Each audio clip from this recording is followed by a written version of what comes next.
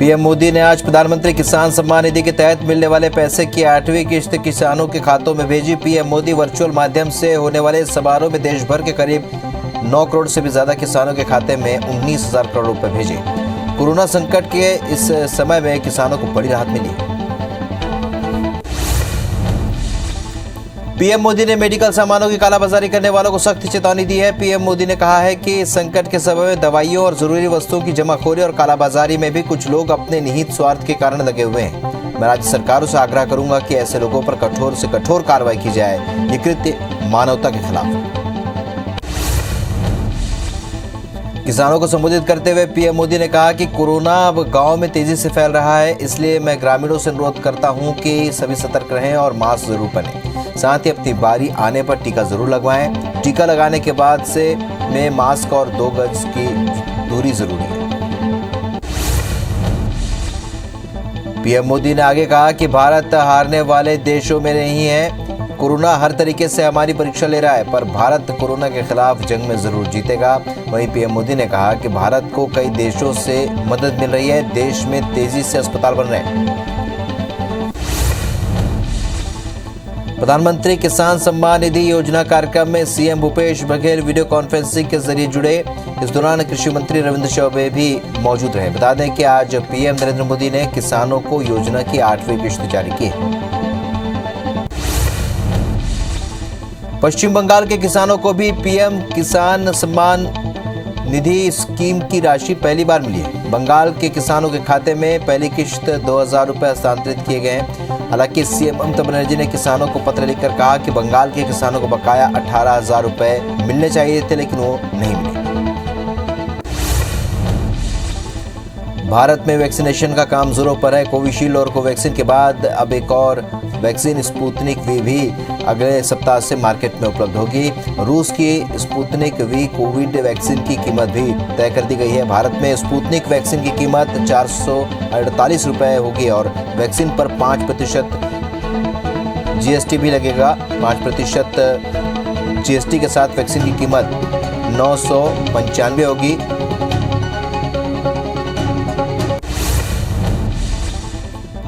Corona संकट के बीच अमेरिकी लोगों के लिए एक राहत भरी खबर है। यहाँ पूरी तरह वैक्सीन लगवा चुके लोगों के लिए अब मास्क लगाना अनिवार्य नहीं है। वैक्सीनेट लोगों को अब सोशल डिस्टेंसिंग की भी जरूरत नहीं होगी और इस बात की जानकारी अमेरिका के centre for disease control and prevention ने दी। सीएम अरविंद केजरीवाल ने कहा है कि दिल्ली में पिछले 24 घंटे में संक्रमण दर 12% रह गई है। दिल्ली में अब काफी कम लोग बीमार पड़ रहे हैं। मरीज कम होने के साथ अस्पतालों में बेड भी खाली हो रहे हैं। हालांकि आईसीयू बेड अभी भी भरे हुए हैं। इसका मतलब गंभीर मरीजों की संख्या अभी कम नहीं हुई है। किसी भी हालत में ढिलाई नहीं करनी है। लॉकडाउन का पालन करें। जापान में आज भूकंप के झटके महसूस किए गए। इसकी तीव्रता रिक्टर स्केल पर 6.0 मापी गई है और इस बात की जानकारी नेशनल सेंटर फॉर सिस्मोलॉजी ने दी है। हालांकि सुनामी की कोई चेतावनी जारी नहीं की गई है और इसके साथ ही किसी तरह के जान माल का नुकसान की भी अभी तक कोई खबर नहीं। नेपाल में विपक्षी दलों के अगली सरकार बनाने के लिए बहुमत हासिल करने में नाकाम रहे, जिसके बाद गुरुवार की रात को नेपाल की संसद में सबसे बड़े राजनीतिक दल के नेता के रूप में केपी शर्मा ओली फिर से देश के प्रधानमंत्री नियुक्त किए गए। प्रधानमंत्री प्रतिनिधि सभा में महत्वपूर्ण विश्वास मत हारने के 3 दिन बाद फिर से पीएम नियुक्त किया गया। उत्तर प्रदेश के चित्रकूट की एक जेल में कैदियों के बीच फायरिंग हो गई। हादसे में 3 कैदी मारे गए। पुलिस अधीक्षक ने बताया कि जेल में कैदियों के बीच फायरिंग हुई, जिसमें मुकीम काला समेत 3 कैदी मारे गए। मुकीम काला ने एनआईए अफसर तंजिल अहमद की दिन दहाड़े हत्या की थी और मुकीम काला पश्चिम यूपी का गैंगस्टर था।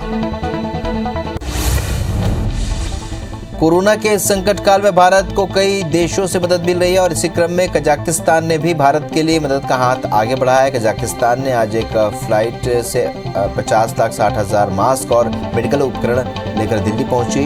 उपकरण लेने एयरपोर्ट पहुंचे भारत के प्रतिनिधि ने कजाकिस्तान का आभार जताया। केस मिलने से आंकड़ा अब 7,08,000 को पार कर गया है। प्रदेश में 74 मरीजों की मौत से कुल आंकड़ा अब 6,753 हो चुका है। मध्य प्रदेश में एक्टिव मरीजों की संख्या 1,08,000 के पार पहुंच चुकी है। वहीं पिछले 24 घंटे में 10,157 मरीज डिस्चार्ज हुए हैं। वहीं इंदौर में 1,577 और भोपाल में 1,196 नए मरीज मिले।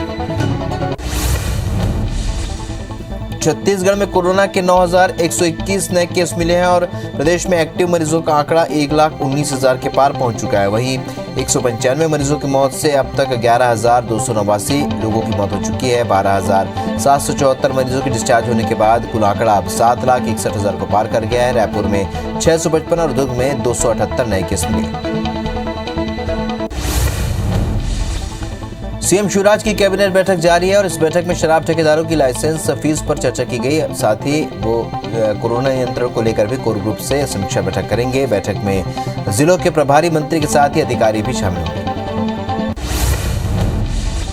कोरोना के हालात और नियंत्रण को लेकर आज सीएम शिवराज सिंह चौहान मध्य प्रदेश की जनता को संबोधित करेंगे। सीएम शिवराज शाम 7 बजे जनता के नाम संबोधन देंगे। बता दें कि मध्य प्रदेश में कोविड केस अब धीरे धीरे कम होने लगे हैं और कल सीएम ने शहडोल और रीवा के हालात को लेकर बैठक की थी। मध्य प्रदेश के मुख्यमंत्री शिवराज सिंह चौहान ने प्रदेश के पत्रकारों के लिए एक बड़ा ऐलान किया है। उन्होंने कहा है कि कोरोना संक्रमित होने पर सरकार उनका मुफ्त इलाज कराएगी और इतना ही नहीं, उनके परिवारों के इलाज का खर्च भी सरकार ही उठाएगी। बीजेपी के प्रदेश अध्यक्ष वीडी शर्मा से जयंत मलैया ने आज मुलाकात की और अपना पक्ष रखा। बता दें कि दमोह उपचुनाव में हार के बाद मलैया को नोटिस दिया गया है और उनके बेटे सिद्धार्थ मलैया को बीजेपी निष्कासित कर चुकी है। बीजेपी ने ये कार्रवाई दमोह उपचुनाव में बीजेपी उम्मीदवार के हार के बाद की थी। मध्य प्रदेश के चिकित्सा शिक्षा मंत्री विश्वास सारंग ने कहा है कि हर जिले में कोरोना की स्थिति का आकलन करने के लिए वहां पर कर्फ्यू लगाने का फैसला लिया जाएगा। स्थिति को देखने के बाद क्राइसिस मैनेजमेंट ग्रुप स्थिति को देखकर निर्णय लेगा कि कर्फ्यू लगाना है या नहीं। वहीं उन्होंने ये भी कहा कि तीसरी लहर के मद्देनजर बच्चों के लिए आईसीयू बढ़ाए जाएंगे। जबलपुर में नकली रेमडेसिविर इंजेक्शन मामले में एसआईटी की जांच टीम सरबजीत सिंह मोखा के परिवार तक पहुंच गई है। बता दें कि मोखा की पत्नी और उसके बेटे से पूछताछ की जा रही है। इसके साथ ही अस्पताल के एचआर अभिषेक और पीआरओ सोनिया से भी पूछताछ जारी है। जबलपुर के सिटी अस्पताल में कोरोना संक्रमित मरीजों को नकली रेमडेसिविर इंजेक्शन लगाने और बड़ी तादाद में मरीजों की मौत की शिकायत जहां सामने आ रही है, तो वहीं ऐसे कई परिवार आर्थिक स्थिति ठीक न होने की वजह से ऐसे मामले अदालत तक नहीं ले जा पा रहे हैं, जिससे देखते हुए जबलपुर के युवा वकीलों ने निर्णय लिया कि वे उन मरीजों के परिजनों का केस निःशुल्क लड़ेंगे। मध्य प्रदेश के जबलपुर में नकली रेमडेसिविर इंजेक्शन के काले कारोबार करने वाले गैंग के तार रायपुर से जुड़े हुए हैं। एब्स 24 ने खबर को प्रमुखता से दिखाने के बाद पुलिस और जिम्मेदार विभाग हरकत में आया है और अब रायपुर पुलिस भी आने वाले दिनों में इस पूरे मामले की विस्तृत पड़ताल करेगा। वहीं ड्रग्स कंट्रोलर ने भी इसकी जांच के आदेश दिए। छत्तीसगढ़ में एपीएल और फ्रंटलाइन वर्करों का टीकाकरण बंद हो गया है। दोनों वर्ग के कोटा का वैक्सीन समाप्त हो चुका है। इसके चलते अभी टीकाकरण बंद है। वहीं नई खेप मिलने के बाद ही इनका वैक्सीनेशन फिर से शुरू होगा। इधर बीपीएल और अंत्योदय कार्डधारियों के लिए पर्याप्त स्टॉक है। अंबिकापुर जिले के लुंड्रा इलाके में शादी कर रहा दूल्हा कोरोना संक्रमित पाया गया। प्रशासन ने संज्ञान लेते हुए शादी को बीच में ही रुका दिया। वहीं जिले में आज 300 से भी ज्यादा शादियां हैं और इसे लेकर प्रशासन अलर्ट है। एसडीएम तहसीलदार खुद मॉनिटरिंग कर रहे हैं। गांव में कोटवारों को भी जिम्मेदारियां दी गई। मध्य प्रदेश में संक्रमण की रफ्तार घटने से 17 मई के बाद प्रदेश के 10 छोटे जिलों में कर्फ्यू में ढील दी जा सकती है। बुरहानपुर, खंडवा, भिंड और गुना सहित 10 जिलों में संक्रमण दर 2 से 5% बना हुआ है और मुख्यमंत्री शिवराज सिंह ने पॉजिटिविटी दर 5% के नीचे आने पर कर्फ्यू को हटाने के संकेत मिले। सीएम शिवराज सिंह शाम 7 बजे प्रदेश की जनता को संबोधित करेंगे। छिंदवाड़ा में कोरोना की पॉजिटिविटी रेट 22% से घटकर अब 3.7% रह गई है। गुना, भिंड, बुरहानपुर और खंडवा के बाद छिंदवाड़ा में पॉजिटिविटी दर घटकर 3.7% हुई है। बता दें कि जिले में रोजाना लगभग 1000 आरटीपीसीआर टेस्ट किए जा रहे हैं, जिसके लिए छिंदवाड़ा कलेक्टर सौरभ कुमार सुमन ने खुद मोर्चा संभाला है। रायपुर जिले में लॉकडाउन के दौरान आंशिक राहत दी जा सकती है। रायपुर जिले में लॉकडाउन के दौरान आंशिक राहत दी जा सकती है। सूत्रों के हवाले से खबर है कि 17 मई से सुबह 6 बजे से लेकर शाम 6 बजे तक आंशिक रियायतों के साथ राहत मिल सकती है। बलरामपुर जिले में पिछले दिनों कोरोना की रफ्तार काफी तेजी से बढ़ी है और ग्रामीण इलाकों में इसके आंकड़े सबसे ज्यादा हैं। जिले में 2 दर्जन से भी अधिक गांव कंटेनमेंट जोन में हैं। वहीं राजपुर जनपद क्षेत्र के दुप्पी और गोपालपुर गांव के आइसोलेटेड कोरोना मरीज कंटेनमेंट जोन से बाहर निकल रहे हैं, जिससे अन्य लोगों पर संक्रमण का खतरा है। भोपाल में रेमडेसिविर की कालाबाजारी करते 3 आरोपियों को गिरफ्तार किया गया। आरोपियों से 5 रेमडेसिविर इंजेक्शन जब्त किए गए हैं, जो कि जेके हॉस्पिटल से इंजेक्शन लेते थे। कालाबाजारी के इस मामले में कुलार थाना पुलिस ने कार्रवाई की। भिलाई में छावनी थाना क्षेत्र में रेमडेसिविर की कालाबाजारी करने वाला एक आरोपी गिरफ्तार हुआ है। शहर के बसंत टॉकीज के पास इंजेक्शन बेचते आरोपी सलमान अली को पुलिस ने हिरासत में लिया है। आरोपी के कब्जे से 6 नग रेमडेसिविर समेत 6 नग ऑक्सीजन मास्क जब्त किए गए। आरोपी रेमडेसिविर के 5400 रुपए में प्रति वायल सौदा करता था। कोरोना काल वैक्सीन दवा की चोरी और कालाबाजारी ही हो रही थी, लेकिन राजगढ़ जिले के चिकित्सालय में कोविड-19 से संक्रमित मरीजों के वार्ड से मरीजों के उपयोग में आने वाले सामान चोरी हो गए। यहां पर ऑक्सीजन कंसंट्रेटर, ग्लूकोमीटर सहित कई जरूरी और महंगे उपकरणों की चोरी हुई है। स्वास्थ्य विभाग की ओर से राजगढ़ कोतवाली में मामला दर्ज किया गया। विश्रामपुरी कोविड सेंटर से लगातार शिकायत मिलने के बाद पूर्व विधायक राम सेवक बीजेपी कार्यकर्ताओं के साथ केंद्र पहुंचे, जहां पर कोरोना जांच केंद्र में एक किट उपलब्ध नहीं था और साथ ही डॉक्टर भी ड्यूटी पर तैनात नहीं थे। इसकी सूचना पूर्व विधायक ने कलेक्टर पुष्पेंद्र मीणा को फोन पर दी। छत्तीसगढ़ में मनरेगा के तहत मजदूरों को होने वाला भुगतान तकनीकी दिक्कतों के चलते रुक गया है। इससे प्रदेश के लाखों मजदूरों का भुगतान नहीं हो पाया है। इसे लेकर मंत्री टीएस सिंहदेव ने केंद्र को पत्र लिखा है। सिंहदेव ने बताया कि 1 अप्रैल से केंद्र ने नई भुगतान प्रक्रिया चालू की है, जिसके चलते यह समस्या हो रही है। छत्तीसगढ़ में ओपन स्कूल की 10वीं और 12वीं बोर्ड परीक्षा आगामी आदेश तक के लिए स्थगित कर दी गई है। कोरोना संक्रमण के चलते यह निर्णय लिया गया है। बता दें कि ये परीक्षा 24 मई से 15 जून तक होनी थी। छत्तीसगढ़ माध्यमिक शिक्षा मंडल ने इस बार बोर्ड को लेकर नियमों में बदलाव किया है और इस बार 10वीं में अधिकतम हर विषय में 3 नंबर कम होंगे, जिसके साथ ही अधिकतम 97 अंक ही मिलेंगे। और साथ ही इस बार मेरिट लिस्ट भी जारी नहीं होगा। विद्यार्थियों को असाइनमेंट के आधार पर नंबर दिए जाएंगे। दंतेवाड़ा के मुस्तलनार में पुलिस और नक्सलियों के बीच मुठभेड़ हुई और मुठभेड़ में एक नक्सली मारा गया। वहीं पुलिस ने 2 हथियार, आईडी और अन्य सामान बरामद किए हैं। मामला गीदम थाना इलाके का है। ग्वालियर में वन विभाग की टीम पर एक बार फिर हमला किया गया। यहां एक अवैध उत्खनन के माफियाओं ने डिप्टी रेंजर और आरक्षक पर हमला कर दिया, जिसमें दोनों घायल हो गए। दरअसल तिघरा थाना इलाके के सांकरे बाबा के जंगल माफिया अवैध तरीके से फर्शी पत्थर का उत्खनन कर रहे थे और इस दौरान वन विभाग की टीम मौके पर पहुंच गई और माफियाओं ने उन पर हमला कर दिया। मुरैना के सबलगढ़ इलाके में सब्जी मंडी में 2 गुटों में जमकर विवाद हो गया। सब्जी मंडी से रिक्शा हटाने को लेकर हुए विवाद में दोनों गुटों में जमकर लाठी डंडे चले, जिसमें 6 से अधिक लोग घायल हो गए हैं। घटना के बाद मौके पर भारी पुलिस बल मौजूद है। यूपी की मैनपुरी पुलिस को मध्य प्रदेश ग्वालियर पुलिस को बिना सूचना दिए दबिश देना महंगा पड़ गया और पत्नी की हत्या के बाद पुलिस कस्टडी से फरार 10,000 के इनामी बदमाश को यूपी पुलिस ने ग्वालियर में पकड़ लिया, लेकिन बदमाश के साथियों ने यूपी पुलिस को रास्ते में घेर कर हमला कर दिया और इनामी बदमाश को छुड़ा कर ले गए। कांकेर जिले के अंतागढ़ में एक अज्ञात व्यक्ति की लाश मिली है और अज्ञात व्यक्ति को ग्रामीणों ने अंतागढ़ अस्पताल में भर्ती कराया था। बताया जा रहा है कि अंतागढ़ थाना के गेडरी गांव में एक अधेड़ एक ग्रामीण के घर में देर रात घुसकर सो रहे 17 साल के युवक को पकड़ रहा था। युवक के शोर मचाने पर ग्रामीणों ने उसे पकड़कर जमकर पिटाई कर दिया और इस पूरे मामले में मॉब लिंचिंग से जोड़कर इसे देखा जा रहा है। बलरामपुर के देवसरा कला के एक गांव में अपने ही चचेरे भाई की कुल्हाड़ी से मारकर बेरहमी से हत्या कर दी। वहीं वारदात को अंजाम देने के बाद आरोपी मौके से फरार हो गया, जिसकी पुलिस तलाश कर रही है और पुलिस के मुताबिक अभी हत्या के पीछे के कारणों का पता नहीं चल पाया। कवर्धा पुलिस ने रेप के मामले में पथरी गांव के युवक को गिरफ्तार किया है। पीड़िता ने कोतवाली थाना पहुंचकर युवक रोहित कोसले के खिलाफ केस दर्ज कराया। पीड़िता के अनुसार युवक ने शादी का झांसा देकर रेप किया और फिर बाद में शादी से मुकर गया। पीड़िता की रिपोर्ट पर आरोपी को गिरफ्तार कर रिमांड में भेज दिया गया।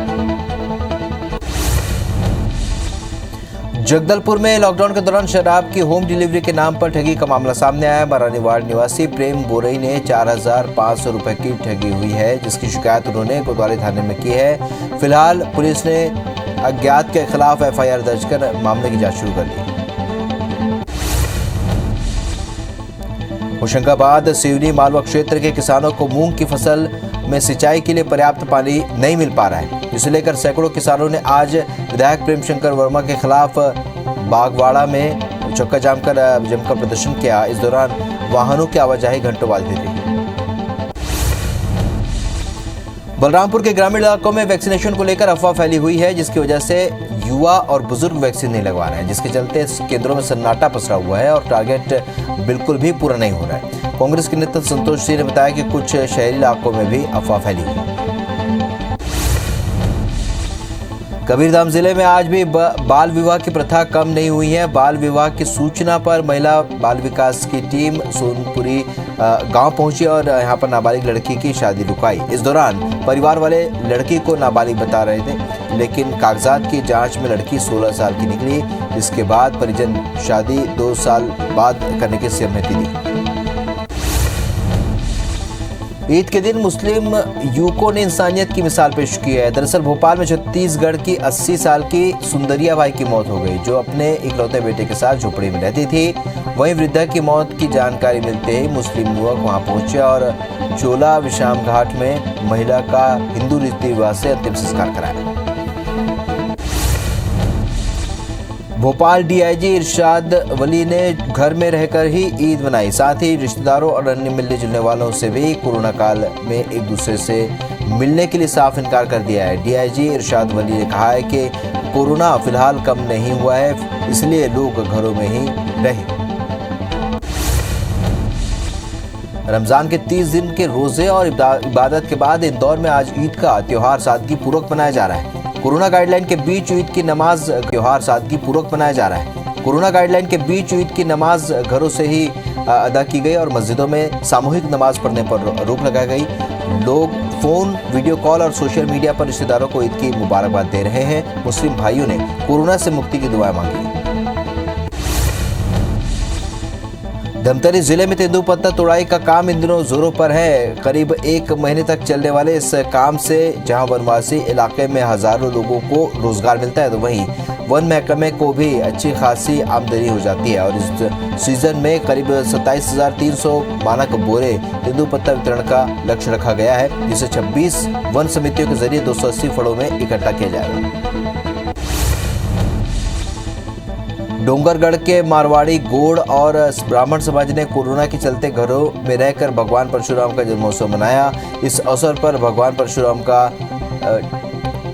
अभिषेक कर उनकी पूजा अर्चना की गई। साथ ही विश्व को कोरोना के से मुक्ति लाने की प्रार्थना की गई।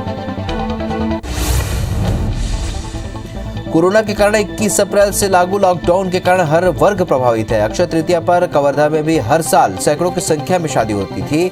बाजार में हर दुकानों पर भीड़ नजर आती थी, लेकिन इस साल भी कोरोना के कारण लॉकडाउन है और दुकानें पूरी तरीके से बंद हैं। कोरबा में आई आंधी बारिश के कारण बिजली व्यवस्था को बड़ा नुकसान पहुंचा है। हवा इतनी तेज चली कि इंडस्ट्रियल एरिया में संचालित एक फैक्ट्री की करीब 40 मीटर ऊंची लोहे की चिमनी भी गिर गई, जो कुछ दूरी से होकर गुजरी। 33 केवी हाई टेंशन बिजली तार पर गिर गई थी। हालांकि खाली इलाके में गिरने से कोई जनहानि नहीं हुई, लेकिन इलाके के 200 से भी अधिक गाँव की बिजली गुल हो गई। सरायपाली बसना क्षेत्र में बेमौसम बारिश और आंधी तूफान के चलते जगह जगह पेड़ गिर गए, जिसके कारण शहर के कई दुकानों के छप्पर और आसपास के गरीबों के आशियाने भी तहस नहस हो गए। वहीं सरायपाली नगरपालिका और स्थानीय प्रशासन नुकसान का आकलन करें। 17 में गुरुवार को तेज बारिश और आंधी ने जिले में कहर ढाया है और दर्जनों पेड़ टूटने से शहर के कई रास्ते भी बंद हो गए। वहीं बेमौसम बारिश ने किसानों को भी नुकसान पहुंचाया है। खरीदी केंद्रों में तौल के लिए रखा किसानों का गेहूं पूरी तरीके से भीग गया है। तूफान में रामनगर, अमरपाटन और मैहर मार्ग कई घंटों तक के लिए अवरुद्ध रहा। वहीं केंद्रों में खुले में रखा गेहूं भीग गया।